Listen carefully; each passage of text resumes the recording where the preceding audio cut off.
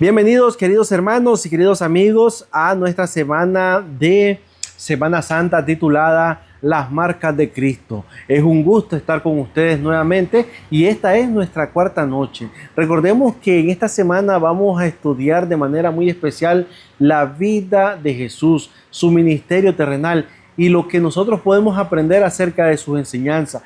Jesús, familia, quiere que le conozcamos en todo, en palabras, en acciones, porque Él es el único ejemplo que debemos de seguir si queremos vivir una vida cristiana genuina. Dios el Padre está dispuesto a darnos todo lo que pidamos. Si ya nos dio a Cristo, ¿qué más puede darnos? Imaginémonos eso. Ahora, tenemos ahora en nuestro medio la presencia y el poder del Espíritu Santo para cambiar nuestra forma de pensar y para transformar nuestras vidas. Así que en esta hora, familia, sean todos bienvenidos. Aquí su servidor Néstor Salguera les invita para que nos pongamos de pie o podamos estar concentrados en el canto tema que tiene como título Las Marcas de Cristo. Así que vamos a escuchar este hermoso canto y entonces volvemos con la presentación de la palabra de nuestro Dios.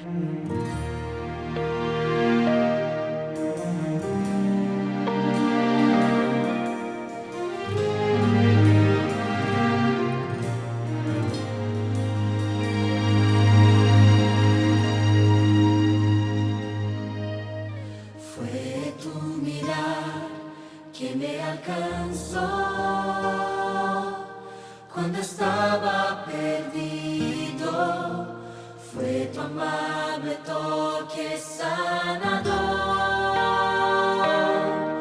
Cuando estaba herido, que me rescató, me transformó.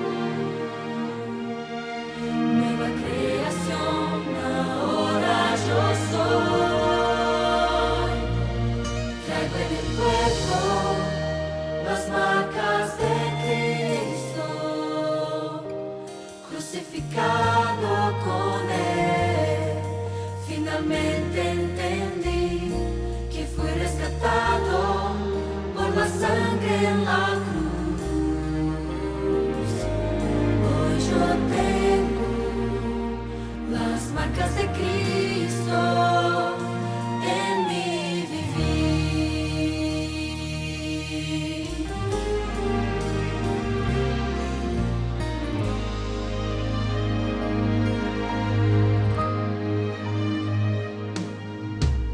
Fue tu amor que me cautivó, este amor increíble. Fue tu sacrificio en la cruz, al hacer lo imposible, que me rescató, me transformó. Nueva creación, ahora yo soy. Traigo en el cuerpo las marcas de Cristo, crucificado con Él. Finalmente entendí que fui rescatado por la sangre en la cruz. Hoy yo tengo las marcas de Cristo en mi vivir. De nada quiero gloriarme, sino en la cruz. Hoy acepto la gracia de Cristo Jesús. De nada quiero gloriarme, sino en la cruz. Hoy acepto la gracia de Jesús. Traigo en el cuerpo las marcas de Cristo, crucificado con Él. Finalmente entendí que fui rescatado por la sangre en la cruz.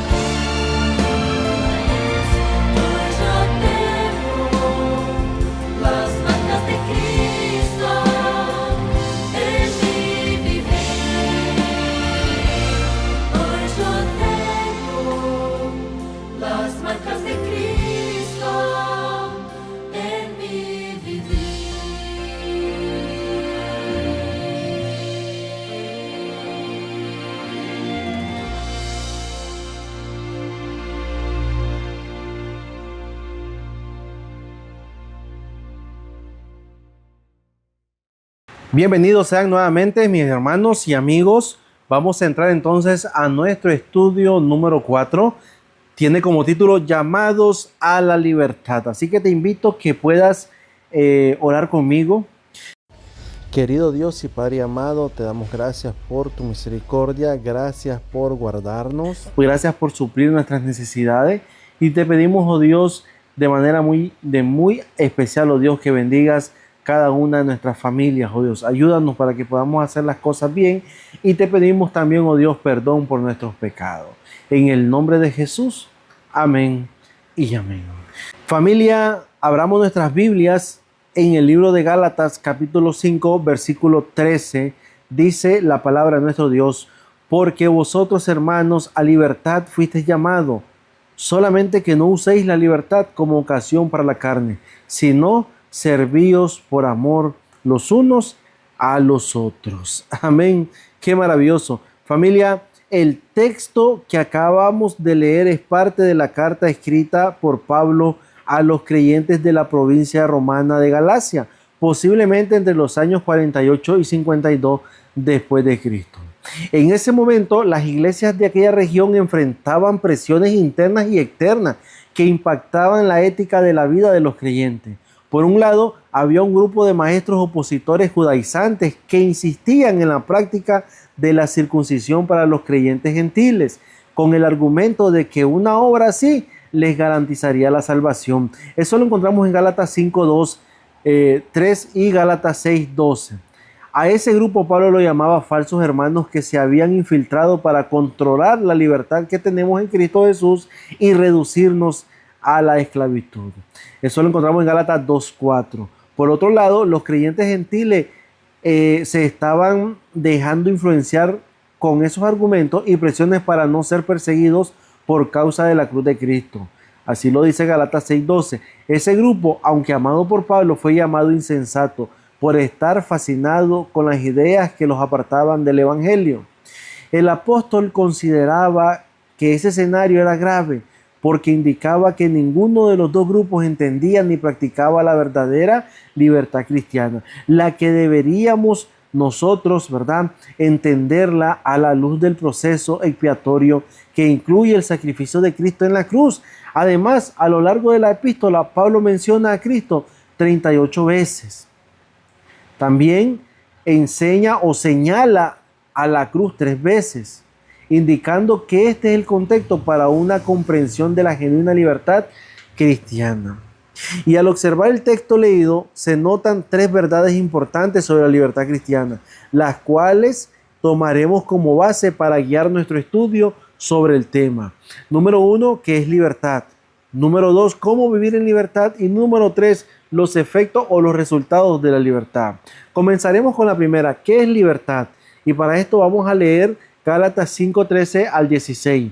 Porque vosotros, hermanos, a libertad fuisteis llamados, solamente que no uséis la libertad como ocasión para la carne, sino servíos por amor los unos a los otros, porque toda la ley en esta sola palabra se cumple: amarás a tu prójimo como a ti mismo. Pero si os mordéis y os coméis unos a otros, mirad que también no os consumáis unos a otros. Digo pues, andad en el espíritu y no satisfagáis los deseos de la carne.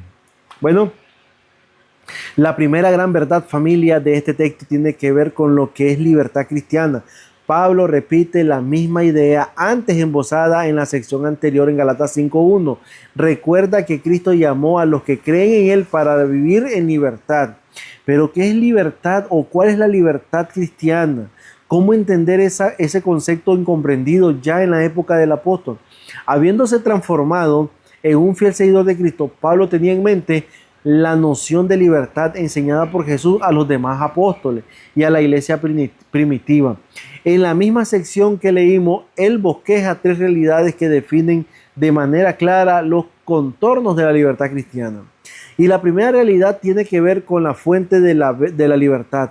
Pablo comienza esa sección afirmando: vosotros, hermanos, a libertad fuisteis llamados. Gálatas 5:13. La cuestión aquí era entender que quien nos llamó a la libertad es el autor y proveedor de la libertad. A lo largo de la carta, se menciona a la divinidad en tres personas, teniendo una participación dinámica en el plan de la salvación, a fin de que el ser humano fuera redimido para vivir en libertad como hijos de Dios. El Dios que provee la libertad es el Dios que nos lleva a vivir esa libertad en Cristo. No por casualidad en la carta a los Gálatas se menciona a Dios Padre 30 veces. A Jesucristo se lo menciona 38 veces. Y al Espíritu Santo se lo menciona 18 veces. Se menciona que Cristo se dio a sí mismo por nuestros pecados. El Padre lo resucitó de los muertos y envió a vuestros corazones el Espíritu de su Hijo. Y una vez habitando en él, él lucha contra la carne, produciendo el fruto del Espíritu, cuyas semillas dan testimonio de una vida de libertad en Cristo. De esa forma, Pablo señala de manera clara que la fuente de la verdadera libertad es el Dios Trino, es el Dios que provee los medios para que vivamos libres en Cristo. Quiero invitarte para que en la descripción de este video puedas ver las 38 veces que aparece el Padre, las 30 veces de Jesús y las 18 veces donde aparece el Espíritu Santo.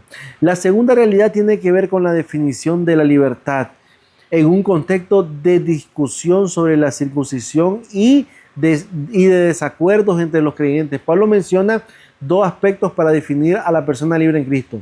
El primero es servir y el segundo es andar. Al hablar de servir, el apóstol combina tres términos para definir a la persona libre en Cristo. En un capítulo anterior se menciona que la persona es justificada solo por la fe en Jesucristo. Gálatas 2:16. Entonces agrega que en esa condición se exhorta a vivir como un siervo, alguien que sirve como esclavo, de manera humilde y abnegada, y que actúa así por amor. Entonces vemos que en ese punto Pablo cita el texto del Antiguo Testamento de Levítico 18:19, destacando el amor al prójimo, siendo que allí habían problemas relacionales conocidos entre los creyentes. Ahora, ellos mostraban preocupaciones por los ritos y ceremonias mientras descuidaban el amor y el servicio unos a otros. Eso era incompatible con la genuina libertad cristiana. La libertad la libertad no debía ser entendida como una licencia para pensar, hablar y actuar de la manera que quisiesen, ni entre ellos, ni con relación a los ritos de la fe cristiana. Ante ese escenario, Pablo destaca la fe, el amor y el servicio como marcas que caracterizan la libertad de los que están siendo redimidos en Cristo. Al decir andar, Pablo indica que la libertad cristiana es andar en el Espíritu, o en otras palabras, andar según el Espíritu.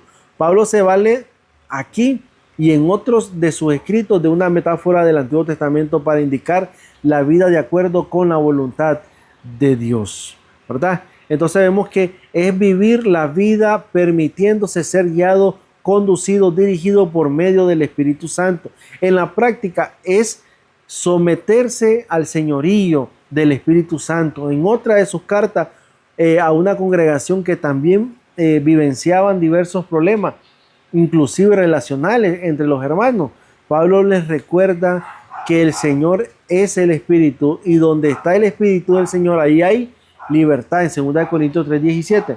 Por lo tanto, los dos imperativos de Pablo indicados aquí, servir y andar, son esclarecedores desde ese punto de vista. La libertad no es una idea abstracta o una práctica desprovista de fundamento teológico. La libertad cristiana se define aquí como el nuevo modo de ser y vivir del creyente que fue librado del pecado mediante la obra redentora de Cristo. Eso lo lleva a someterse al señorío del Espíritu Santo con una vida lo más cercana posible al ejemplo que dejó Cristo. Pablo llama a eso una nueva creación en Gálatas 6:16. Así que, familia, la primera realidad es que necesitamos al Espíritu Santo en nuestra vida para poder vivir libres en Cristo Jesús. Segundo, cómo vivir en libertad. Y vamos a leer Gálatas 5:17 al 23. Dice así: porque el deseo de la carne es contra el Espíritu y el del Espíritu es contra la carne. Y estos se oponen entre sí, para que no hagáis lo que quisierais, pero si sois guiados por el Espíritu, no estáis bajo la ley, y manifiestas son las obras de la carne, que son adulterio, fornicación, inmundicia, lascivia, idolatría, hechicería, enemistades, pleitos, celos, iras, contiendas, disensiones, herejía, envidia, homicidio, borrachera, orgías y cosas semejantes a estas, acerca de las cuales os amonesto, como ya os lo he dicho antes, que los que practican tales cosas no heredarán el reino de Dios. Mas el fruto del Espíritu Santo es amor, gozo, paz, paciencia, benignidad, bondad, fe, mansedumbre, templanza. Contra tales cosas no hay ley. Pero los que son de Cristo han crucificado la carne con sus pasiones y deseos. Amén. Esto ha sido palabra de Jehová, señores. Familia, la segunda gran verdad que aprenderemos del texto que estamos estudiando es cómo vivir la libertad cristiana, cómo Dios es el autor y proveedor de esa libertad. De Él proviene la orientación sobre cómo vivirla de manera apropiada. Pablo enseña en 3 puntos cómo los hijos de Dios pueden vivir mejor en libertad. En primer punto, familia, para vivir la libertad cristiana es necesario tener conciencia del gran conflicto en el que está insertado. El apóstol declara que la carne lucha contra el espíritu y el espíritu lucha contra la carne, porque son opuestos entre sí, dice el versículo 17 de Gálatas 5. El término bien usado aquí para carne es sar, y en ese contexto indica al ser humano degradado por el pecado, con su naturaleza tendenciosamente mala e inclinada al error. Una humanidad así es débil y propensa a distorsionar el sentido de la libertad y usarla de manera incorrecta. Y el término espíritu en el griego, ¿verdad?, es neumatos. En ese contexto indica que a la persona del Espíritu Santo es la persona de la divinidad, que en el plan de la redención asumió la misión de obrar para la conversión del pecador y guiar a los creyentes en su camino, ¿verdad?, de vida y libertad cristiana. Según Pablo, la carne humana pecaminosa que reside en toda persona y el espíritu que obra en la conciencia a fin de transformarlos a partir de la renovación de la mente, como dice Romanos 12, 1 y 2, son declaradamente opuestos, hostiles, adversarios, oponentes entre sí. Así que una de las cosas que necesitamos nosotros entender es que con nuestra naturaleza pecaminosa no vamos a poder vencer la carne. El segundo punto para vivir la libertad cristiana implica rechazar las obras de la carne. Las obras de la carne representan los modelos alternativos de vida basados en una distorsión de la comprensión y experiencia de la libertad. El mundo pecaminoso ofrece esas rutas alternativas para seducir, ¿verdad?, y reesclavizar al ser humano en el pecado. Pablo deja en claro que las llamadas obras de la carne son incompatibles con la verdadera libertad cristiana. Él habla de adulterio, fornicación, inmundicia, lascivia, idolatría, hechicería, enemistades, pleitos, celos, iras, contienda, disensiones, herejía, envidia, homicidio, borrachera, orgía, como lo dice Gálatas 5, 19 al 21. Y deja claro que esos son solo ejemplos de la distorsión de la verdadera libertad del cristiano, porque también reprueba las cosas semejantes a esta, como las descritas por él mismo en 1 Corintios 6, 9 y 10 y 15 y 50. Ahora, el tercer punto, solo es posible vivir la libertad cristiana cuando somos guiados por el Espíritu Santo. El apóstol hace 2 declaraciones significativas en ese sentido. Pero si sois guiados por el Espíritu Santo, no estáis bajo la ley. Dice, no estáis bajo la ley, como dice Gálatas 5:18. Lo que quiere decir aquí es que si la libertad cristiana se vive según la dirección del Espíritu Santo, no hay condenación de la ley para eso. Aunque Pablo esté hablando de la ley moral, lo mismo se aplica a las leyes de salud física o las leyes de convivencia social. Solamente condenan a quien vive su libertad en desconformidad con él.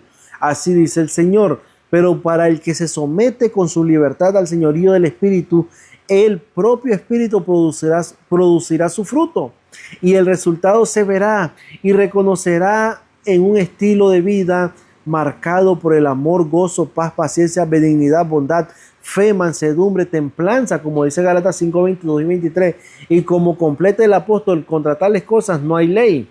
O sea, no hay condenación contra una vida genuina de libertad cristiana. Familia, yo no sé cuántos de ustedes están dispuestos a seguir una vida de agrado al Señor, pero es importante que entendamos que lo que necesitamos en nuestra vida es la presencia del Espíritu Santo. Más que nunca necesitamos al Espíritu Santo. Noten lo que Pablo está enseñando aquí. Aún después de la caída, aún en el contexto del gran conflicto entre el bien y el mal, se llama al ser humano a vivir la libertad en Cristo. Para eso es necesario entender que la libertad tiene un aspecto positivo y un aspecto negativo. Ese doble aspecto de la libertad es un imperativo moral. El aspecto positivo indica las concesiones de la libertad y el aspecto negativo indica las limitaciones de la libertad. Ambos se complementan y no pueden ser separados, lo que significa que la libertad tiene un componente propositivo y un componente restrictivo. Cuando se vive solo enfocando el componente propositivo, a veces se lleva la libertad a excesos que la transforman en libertinaje y rebeldía. En ese caso, se ignoran o extrapolan los límites que son necesarios para una vivencia responsable de la libertad. Por otro lado, cuando se vive solo enfocando el componente restrictivo, la libertad es suprimida por excesos que se vuelven puro formalismo y legalismo. De esa forma, se ignoran las indicaciones divinas que evitan la superficialidad e incentivan el potencial de la libertad cristiana, implantando por Dios en el corazón humano. Por lo tanto, el imperativo moral de la libertad, como se enseña en la revelación, es una salvaguardia contra los excesos del antinomismo y del legalismo.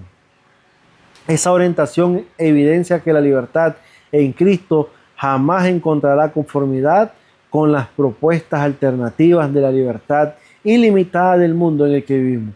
Esa libertad es distinta y opuesta a los modales de libertad del mundo secular. Antes que nada es la libertad del propio yo, egocéntrica, que una vez emancipada por el Espíritu Santo, teocéntrica, pasa a vivir al servicio de Dios y del prójimo. El cristianismo heredó ese legado y los cristianos fieles testifican de la experiencia de la libertad así equilibrada en sus vidas. Los resultados han sido notorios. Número 3, familia, el alcance de la libertad. Gálatas 5:24 al 26 dice: pero los que son de Cristo han crucificado la carne con sus pasiones y deseos. Si vivimos por el Espíritu, andemos también por el Espíritu. No nos hagamos vanagloriosos, irritándonos unos a otros, envidiándonos unos a otros. Dice Gálatas 5:24 al 26. Bueno, la tercera gran verdad, familia, que aprenderemos del texto que estamos estudiando es sobre el alcance personal y colectivo de la libertad provista por Cristo. Cómo impacta a quien es redimido y a partir de eso también a otras personas. Note que estar en Cristo implica crucificar, matar predicando en una cruz. En ese caso, sacrificar la carne, el yo pecaminoso y tratar de vivir o andar en el Espíritu. Esa es una obra del Espíritu Santo en la vida del creyente. Pero a continuación se menciona el impacto que eso tiene en la relación con el prójimo. Y no podría ser diferente la experiencia de la libertad del creyente en la dimensión vertical de Cristo. Necesariamente impacta la experiencia de la libertad con el prójimo en la dirección horizontal, unos con otros. La grandiosidad de la obra hecha en la vida del individuo impacta la vida de otros en la iglesia y también en la sociedad. Familia, es importante entender el tremendo alcance de esa libertad. El pecado genera 3 consecuencias graves en el pecador. Número 1, culpa, condenación y castigo. Las 3 C. La redención provista por Dios Padre en Jesucristo y por medio del Espíritu Santo proporcionó 3 grandes bendiciones que los hijos de Dios reciben. Número 1, libertad de la culpa del pecado. En el comienzo de la carta, Pablo destaca que también hemos creído en Jesucristo para ser justificados por la fe en Jesucristo. Gálatas 2:16. El término justificado significa vindicados, declarados justos, reconciliados, considerados en conformidad con los requerimientos de la ley, lo que en el lenguaje forense incluía la liberación de la culpa. Cristo nos libera de la culpa del pecado al asumirla en nuestro lugar. Número 2, libertad de la condenación de la ley. Pablo nos recuerda que Cristo nos redimió de la maldición de la ley, hecho por nosotros maldición, dice. Eso porque cuando vino el cumplimiento del tiempo, Dios envió a su Hijo nacido de mujer y nacido bajo la ley, para que redimiesen a los que estaban bajo la ley, a fin de que recibiéramos la adopción de hijos de Dios. ¿Verdad? Gálatas 4 y 5. Por eso, si sois guiados por el Espíritu, no estáis bajo la ley. Cristo nos libró de la maldición o la condenación de la ley, asumiendo la condenación que era nuestra.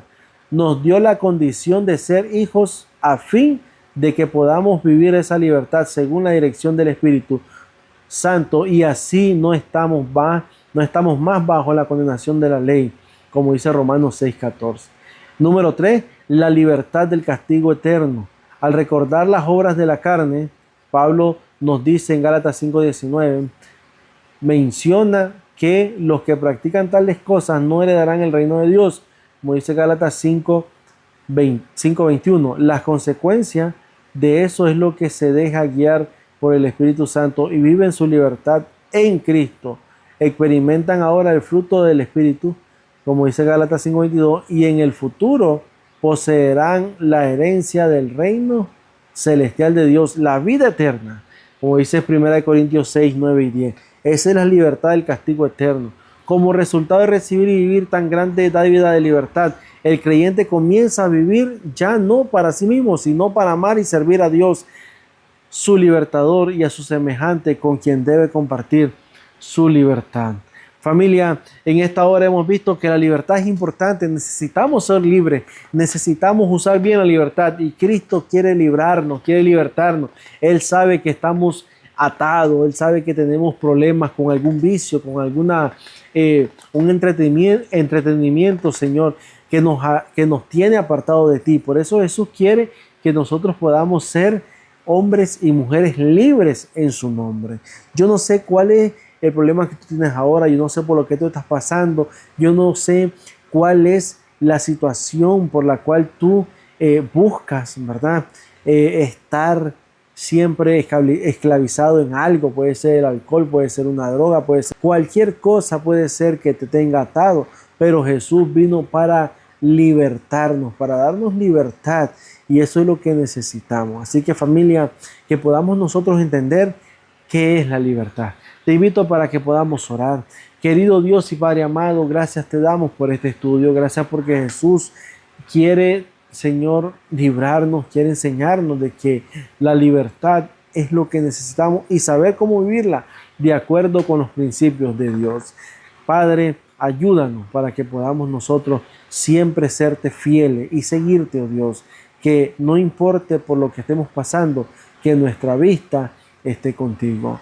Gracias, oh Dios, todo esto te lo pedimos por los méritos preciosos de Jesús, en el nombre de Jesús, amén y amén. Así es, familia, ahora los invito para que podamos escuchar nuestro canto tema, Las marcas de Cristo.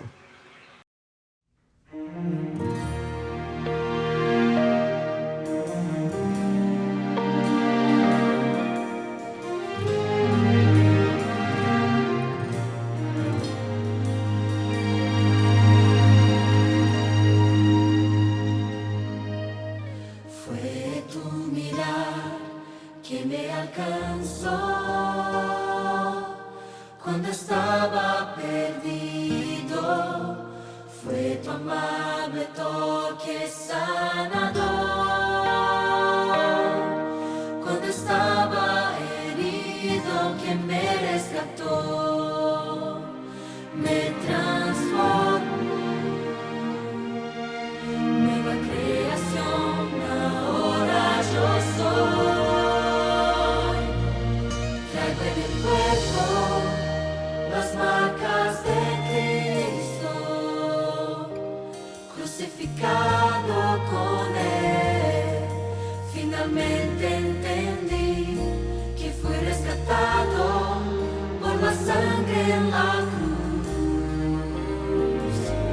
Hoy yo tengo las marcas de Cristo en mi vivir.